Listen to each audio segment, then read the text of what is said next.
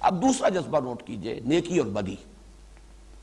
فطرت کی صحت کا ثبوت کہ نیکی اور بدی کا شعور اور امتیاز برقرار ہو. اگر یہ ہے تو اگلا سوال پیدا ہوتا ہے کہ پھر اس کا بدلہ، نیکی کا نتیجہ، بدی کا نتیجہ. گندم از گندم بے رویت، جو سے جو. عقل یہ چاہتی ہے کہ نیکی کا بدلہ اچھا ہو، بدی کا برا ہو، نیکی پر اجر ملے، بدی پر سزا ملے. مشاہدہ یہ ہے کہ یہاں الٹی گنگا بہہ رہی ہے. دنیا میں تو اس کے برعکس ہے. ایک اصول آدمی اپنا طے کر لے، زندگی اجیرن ہو جائے گی. اس اصول کو اگر آپ نہیں توڑیں گے تو ہر قدم پر مشکلیں ہوں گی.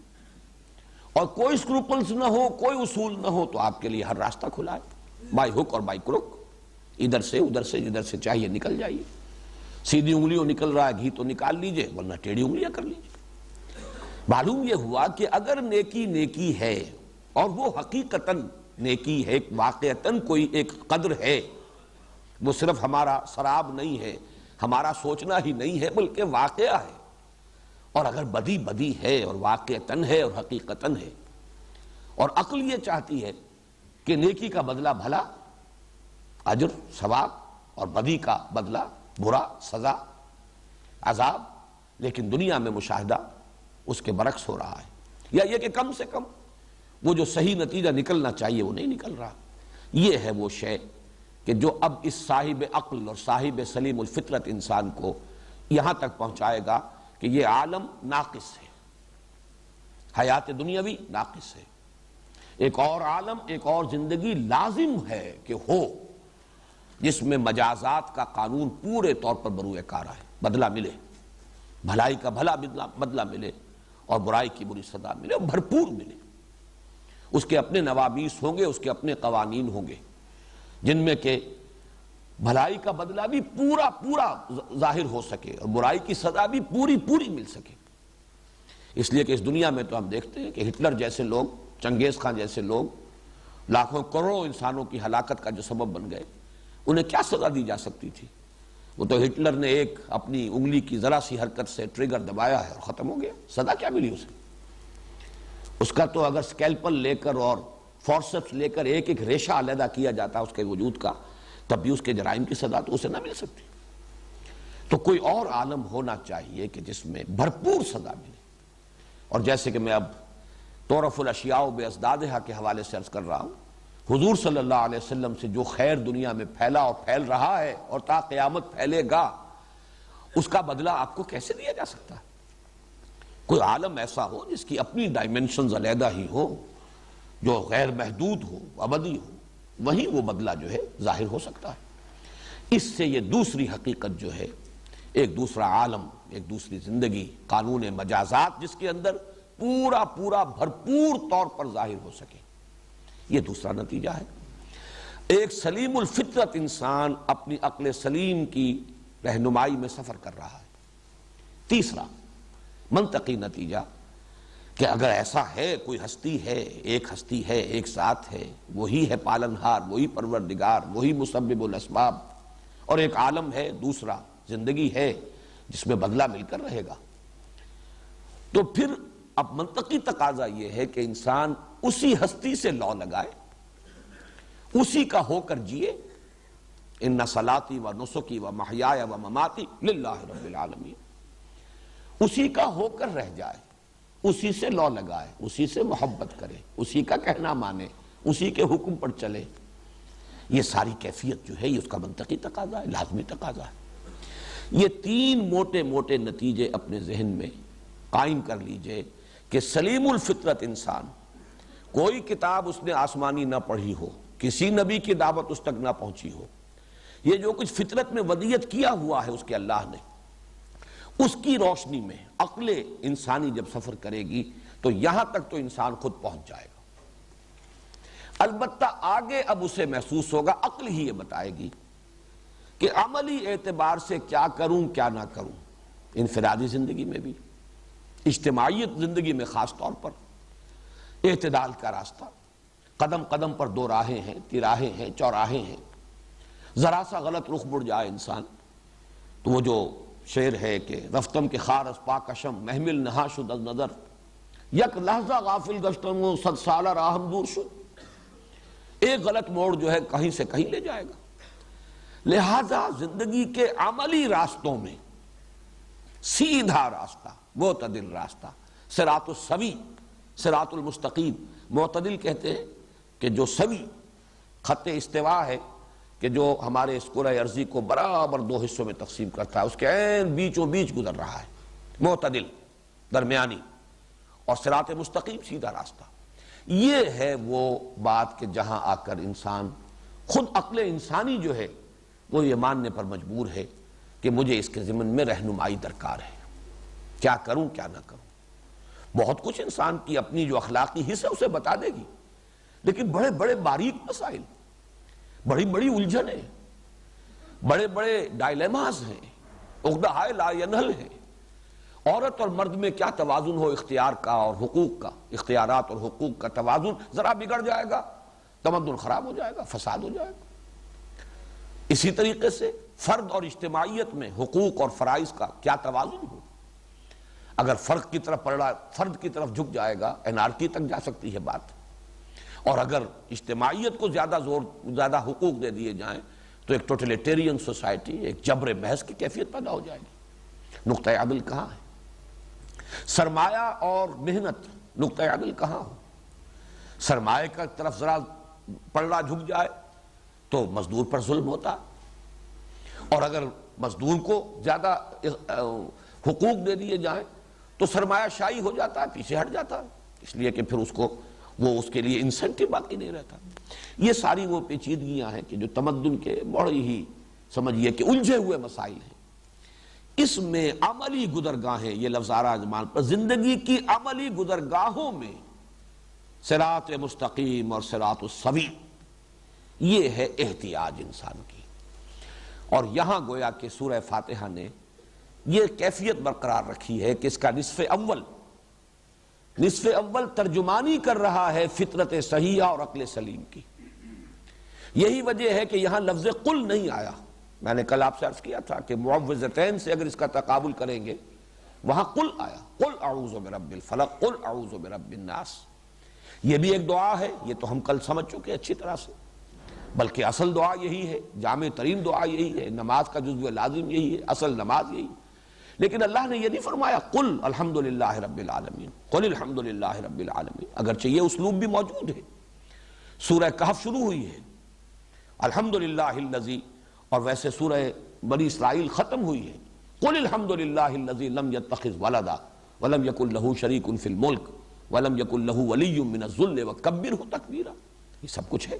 لیکن یہاں تو الحمدللہ رب العالمین الرحمن الرحیم، گویا کہ ایک سلیم الفطرت صحیح العقل انسان کہے گا، خود کہے گا، یہ اس کی اپنی باطنی کیفیت ہے، یہ اس کے اپنے خیالات ہیں، چاہے وہ ان کو الفاظ کا جامہ پہنانے پر قادر نہ ہو۔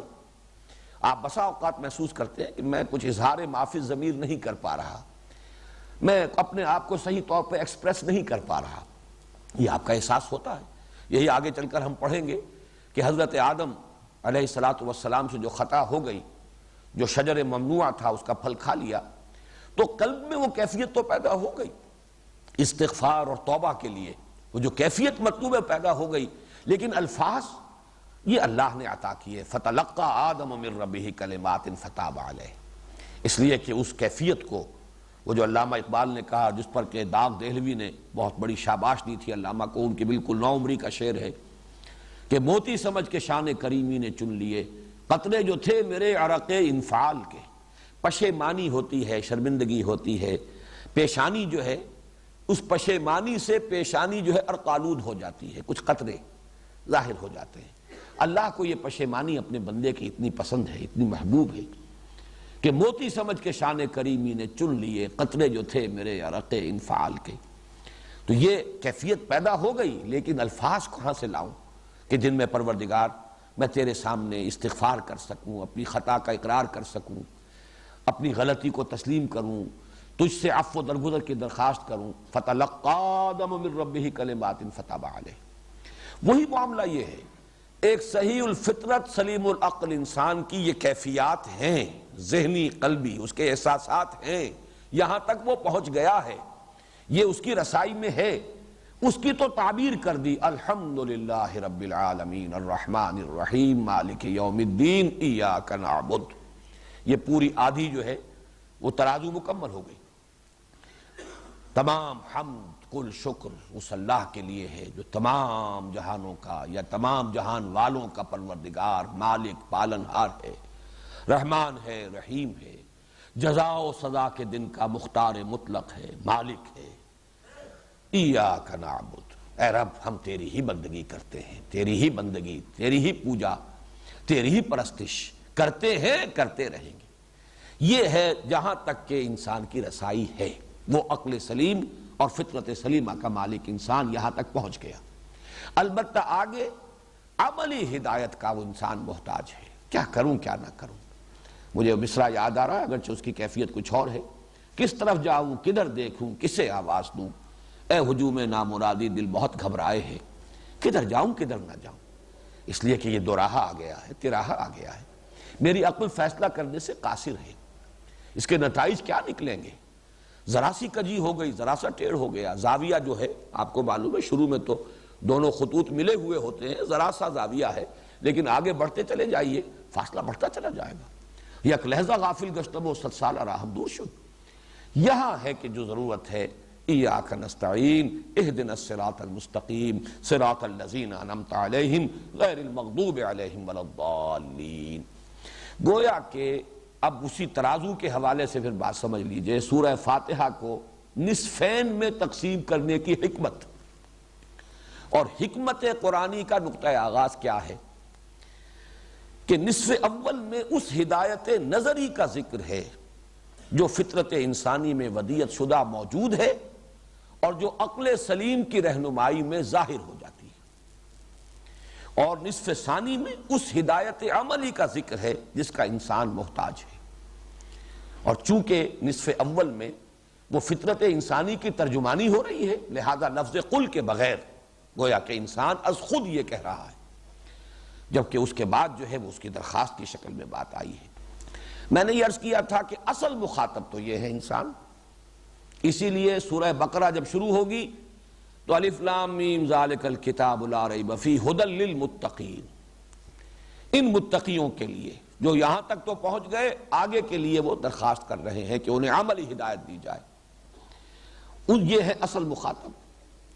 طبعاً وہ لوگ بھی مخاطب ہیں کہ جن کے عقل پر کچھ پردے تو پڑ گئے، شہوات کے، خواہشات کے، یا غفلت، محض غفلت، غور کیا ہی نہیں، سوچا ہی نہیں اس کی وجہ سے. لیکن اگر یہ پردے زیادہ دبیز نہیں ہیں، حجابات زیادہ بھاری نہیں ہیں، زیادہ کثیف نہیں ہیں، تو قرآن مجید کی آیات ان حجابات کو اٹھاتی بھی ہیں. وقت لگ جائے گا. ابو بکر صدیق یہ تو مثال ہے جیسے کہ قرآن مجید میں حضرت لقمان کی مثال آئی. وہ نہ خود نبی تھے نہ کسی کی نبی کی امت میں سے تھے. اپنے غور و فکر وَلَقَدْ آتَيْنَا لُقْمَانَ الْحِكْمَةَ أَنِ اشْكُرْ لِلَّهِ، ہم نے لقمان کو حکمت عطا فرمائی کہ کر شکر اللہ کا. حکمت کا نتیجہ نمبر 1 فطرت صحیحہ اور عقل انسانی کے امتزاج سے جو پہلا نتیجہ برآمد ہوا اللہ کا شکر، اور اسی کا نتیجہ شرک مت کرو. یہ حکمت کا نتیجہ، یہ لقمان ہے. اسی طریقے سے سمجھیے حضور صلی اللہ علیہ وسلم کے زمانے میں ایسے لوگ موجود تھے. ورقہ ابن نوفل کو سامنے لائیے.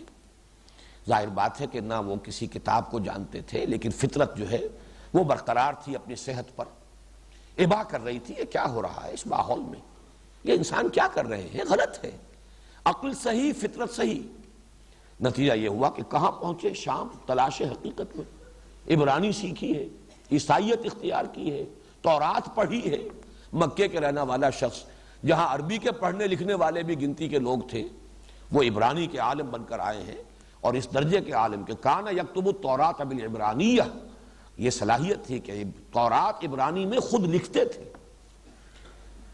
اور جیسے ہی حضور صلی اللہ علیہ وسلم پر وحی نازل ہوئی ہے فوراً تصدیق کی. یہ وہی ناموس ہے جو اس سے پہلے موسیٰ اور عیسیٰ پر نازل ہوا، اور کاش کہ میں اس وقت تک زندہ رہوں جبکہ آپ کی قوم آپ کو اس شہر سے نکال دے گی. حضور بڑے حیران ہوئے. اب آپ اخرجیہم، کیا یہ مجھے نکال دیں گے؟ یہ تو مجھ سے بڑی محبت کرتے ہیں، میرے قدموں تلے اپنی آنکھیں بچھاتے ہیں، لیکن یہ کہ انہوں نے کہا کہ یہ جس شخص کے پاس بھی یہ پیغام آیا اور وہ اس کا پیغام بن کر کھڑا ہوا، اس کی قوم نے اس کے ساتھ لازماً دشمنی کی۔ اسی کی مثال ہے حضرت سلمان فارسی، فارس میں پیدا ہو رہے ہیں، باپ جو ہے آتش کدے کا بڑا پجاری ہے، پروہت ہے، لیکن وہی فطرت سلیم، عقل سلیم وہ لے کر جا رہی ہے شام۔ ورقہ ابن نوفل مکے سے شام پہنچ گئے، یہ فارس سے شام پہنچ گئے، چونکہ دین حق اس وقت وہی تھا۔ حضرت مسیح علیہ السلام ہی اس وقت تک آخری رسول تھے، حضور صلی اللہ علیہ وسلم کی ابھی بعثت نہیں ہوئی تھی، انہوں نے بھی ہدایت کو حاصل کیا، خود طالب بن کر پہنچے۔ تو یہ مثالیں آپ کو ہر جگہ ملیں گی۔ ابو بکر صدیق ایسے، جیسے ہی دعوت پیش کی حضور صلی اللہ علیہ وسلم نے ایسے تائید کی ہے، ایک لحظے کا توقف نہیں۔ دیکھنا تقریر کی لذت کہ جو اس نے کہا، میں نے یہ جانا کہ گویا یہ بھی میرے دل میں تھا، یہ تو میری اپنی بات ہے، اس لیے کہ از خود وہ شرک سے تو کبھی ملوث ہوئی ہی نہیں۔ عقل سلیم ہے، کیسے شرک میں ملوث ہو جاتے ہیں؟ فطرت صحیحہ ہے، کیسے برائیوں کے اندر ملوث ہو جاتے ہیں؟ ان کی اخلاقی حس بیدار تھی، چاق و چوبند تھی، اور اس کا ان کے کردار کے اندر ظہور تھا۔ تو یہ ہے اصل میں اصل مخاطب قرآن کے، یہ ہے نوع انسانی کا اصل سرمایہ، یہ گل سرسبد ہیں نسل انسانی کے، ان کو ہدایت عملی دینے کے لیے قرآن نازل ہوا ہے۔ البتہ طبعا جن کے اوپر کچھ پردے پڑے ہوئے، لیکن پردے زیادہ دبیز نہ ہو، تعصب نہ ہو، شعوری طور پر فیصلہ نہ کر لیا ہو کسی نے کہ ایک بات نہیں مان کر دینی، حسد اور تکبر کی بیماریاں نہ ہو، محض غفلت ہو، تو ذرا وقت لگے گا، پردے اٹھ جائیں گے۔ ان کے لیے قرآن مجید ذکرہ، تذکرہ، یہ آیات قرآنیہ حقائق کو اجاگر کرتی ہیں، بار بار یاد دہانی کراتی ہیں۔ یہ وہ لوگ ہیں کہ جن کے بارے میں میں یہاں لفظ استعمال کر رہا ہوں، اصل مخاطب وہ، طبعاً یہ بھی مخاطب ہے۔ تیسرا حصہ اب نوع انسانی کا وہ ہے کہ جن کے تعصبات گہرے ہیں، جن پر خواہشات اور شہوات کے پردے اتنے شدید پڑے ہوئے ہیں ان کے عقلوں پر، اور فطرت پرورٹڈ ہے، نیکی اور بدی کی حس ختم ہو چکی ہے، امتیاز ہی نہیں حق و باطل کے مابین، خیر اور شر کا امتیاز برقرار نہیں رہا۔ یہ وہ لوگ ہیں کہ قرآن مجید ان کے حق میں صرف اتمام حجت بن کر آتا ہے۔ قرآن مجید سے انہیں گمراہی ہی ملتی ہے، ان کی گمراہی میں اضافہ ہوتا ہے۔ قرآن مجید ان کے لیے آتا ہے صرف ان کی معذرت کو ختم کرنے کے لیے۔ رسلا مبشرین و منذرین لئلا یکون للناس علی اللہ حجت بعد الرسل، اتمام حجت، صرف اتمام حجت بن کر آتا ہے، اور ان کے لیے گویا کہ اسی اتمام حجت کا پھر یہ بھی ایک شکل بنتی ہے کہ پھر وہ عذاب کے مستحق قرار پاتے ہیں۔ وما كنا معذبین حتی نبعث رسولا، یا جیسے فرمایا وما كان اللہ لیضل قوما بعد اذ ہداہم حتی یبین لہم ما یتقون، تبیین کر کے حجت قائم کر دے، اور وہ اس کے بعد نہیں مان رہے تو گویا کہ یہ بات ظاہر ہو جائے، مبرہن ہو جائے کہ یہ عذاب الہی کے مستحق ہیں۔ وہ عذاب اس دنیا میں بھی آ گیا، اور آخرت کے عذاب کا بھی یہ ایندھن بنیں گے ہمیشہ ہمیشہ کے لیے۔ اسی لیے ان کے حق میں قرآن مجید ہدایت نہیں بنتا۔ نوٹ کیجئے، بظاہر یہ جملہ میرا آپ کو شاید اچھا نہ لگے، لیکن قرآن مجید خود کہتا ہے یضل بہ کثیرا ویہدی بہ کثیرا، اللہ تعالیٰ اسی قرآن کے ذریعے سے بہتوں کو گمراہ کرتا ہے اور بہتوں کو ہدایت دیتا ہے۔ کذالک یضل اللہ من یشاء ویہدی من یشاء، سورہ مدثر پہلی آیت جو ہے یضل بہ کثیرا ویہدی بہ کثیرا، سورہ بقرہ کی آیت نمبر 26۔ کذالک یضل اللہ من یشاء ویہدی من یشاء، سورہ مدثر آیت نمبر 31۔ اسی طریقے سے سورہ توبہ وَأَمَّا الَّذِينَ فِي قُلُوبِهِمْ رِجْسٌ فَزَادَتْهُمْ رِجْسًا إِلَىٰ رِجْسِهِمْ، جن کے دلوں میں گندگی ہے، یہ قرآن مجید کی آیات ان کی گندگی میں اور گندگی کا اضافہ کرتی۔ یہ ہے قرآن مجید کا اپنا دو ٹوک فیصلہ۔ تو معلوم یہ ہوا، میں سم اپ کر رہا ہوں اپنی اس گفتگو کو، حکمت قرآنی کا نقطہ آغاز، یا یوں کہیے کہ قرآن مجید کے اساس القرآن، سورہ فاتحہ کے اساس القرآن، ام القرآن ہونے کی اصل توجیہ کیا ہے کہ اس سورہ مبارکہ کے نصف اول میں تعین کیا جا رہا ہے کہ انسان بحیثیت انسان، فطرت صحیحہ، عقل سلیم کی رہنمائی میں ان بنیادی حقائق تک تو پہنچ جاتا ہے جو سورہ فاتحہ کے نصف اول میں سامنے آ رہے ہیں۔ الحمدللہ رب العالمین الرحمن الرحیم مالک یوم الدین ایاک نعبد، ایاک نعبد بھی اس میں شامل ہے نصف اول میں۔ یہ تو منطقی نتیجہ ہے، اس ہستی ہی کے لیے پھر عبادت ہونی چاہیے، اسی کا ہو کر رہنا چاہیے، اسی کی رضا کا طالب بننا چاہیے، اسی کے لیے جینا اور مرنا چاہیے، اسی سے لو لگانی چاہیے، اسی کا حکم ماننا چاہیے۔ یہ منطقی نتیجہ ہے۔ اور نصف ثانی میں معین ہو رہا ہے کہ انسان کی احتیاج ہے صراط مستقیم۔ اب صراط کہتے ہیں راستے کو، چلنا۔ زندگی کی عملی جو گزرگاہیں ہیں ان میں دو راہوں پر، تراہوں پر، چوراہوں پر کہیں غلط رخ نہ انسان مڑ جائے، بلکہ سیدھے راستے پر چلے، فلاح سے ہمکنار ہو سکے، اس کے لیے اسے قدم قدم پر رہنمائی کی ضرورت ہے، انفرادی زندگی میں بھی اور بالخصوص اجتماعی زندگی میں۔ انفرادی زندگی میں اس کی اخلاقی حس بھی اگر وہ بیدار ہے بہت حد تک رہنمائی کر دے گی، لیکن اجتماعیات کی پیچیدگیاں، اس کی الجھنیں ایسی ہیں کہ ان عقدوں کو حل کرنا عقل انسانی کے لیے بالکل ممکن نہیں ہے۔ یہاں اس کی احتیاج ہے کہ گھٹنے ٹیک کر اللہ سے دعا کرے، اہدنا الصراط المستقیم صراط الذین انعمت علیہم غیر المغضوب علیہم ولا الضالین۔ یہ ہے در حقیقت وہ مقام کہ جہاں اصل قرآن مجید کا خطاب ہے۔ طبعاً وہ لوگ جن کی فطرت جو ہے کچھ بیمار ہے، کچھ مریض ہے، لیکن یہ کہ یہ بس ایک حد تک معاملہ ہے، یا عقل پر کچھ ہلکے پردے پڑے ہیں، ان کو قرآن آ کر پردوں کو اٹھاتا ہے، ان کے دلوں کے زنگ کو دور کرتا ہے۔ جیسے کہ حدیث میں آیا ہے کہ ان هذه القلوب لتصدع، یہ دل جو ہیں ان پر زنگ آ جاتا ہے، کما یصدع الحدید اذا اصابه الماء، جیسے کہ لوہے پر زنگ آ جاتا ہے جب اس پر پانی پڑتا ہے۔ تو سوال کیا گیا فما جلاؤہا یا رسول اللہ، اے اللہ کے رسول پھر اس کا جلا کیا ہے، سیکل کیا ہے، پالش کیا ہے؟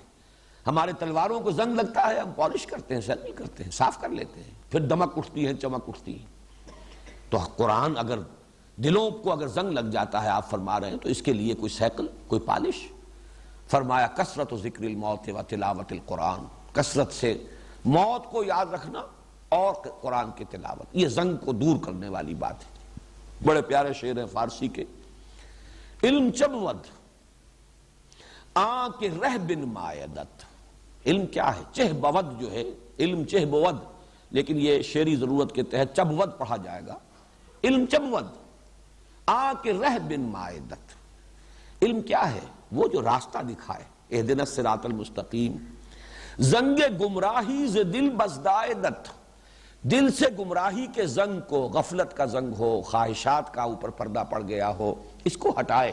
از دل بزدائدت علم نبوت جزب علم عاشقی۔ یہ جب زنگ گمراہی، غفلت، یہ زنگ اتر جائے گا تو روح انسانی کے اندر جو محبت خداوندی کی حدت ہے اور شدت ہے وہ ظاہر ہوگی، اللہ کے ساتھ محبت، والذین آمنوا اشد حبا للہ۔ علم نبوت جزب علم عاشقی، یہ عشق خداوندی۔ ما بقا تلبیس ابلیس شقی، باقی یہ منطق اور یہ اور وہ اور فلسفے، یہ سب تلبیس ابلیس شقی۔ یہ اصل علم ہے جس کے لیے کہ انسان درخواست کرتا ہے سورہ فاتحہ میں اہدنا الصراط المستقیم صراط الذین انعمت علیہم غیر المغضوب علیہم ولا الضالین۔